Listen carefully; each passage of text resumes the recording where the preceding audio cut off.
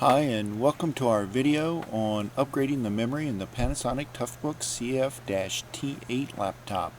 First thing we're going to do is remove the battery and make sure our laptop is unplugged. The memory itself is seated underneath the plate at the bottom of the laptop, held down by one Phillips head screw. I'll use a flathead screwdriver here just to kind of edge it up and lift the plate off.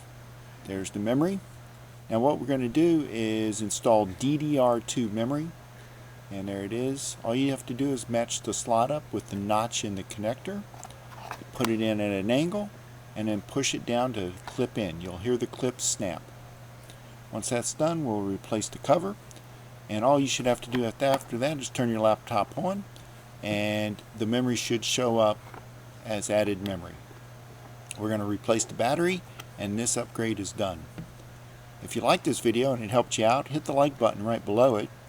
If you'd like to see more videos by us, subscribe to our channel so we can inform you when we post new ones.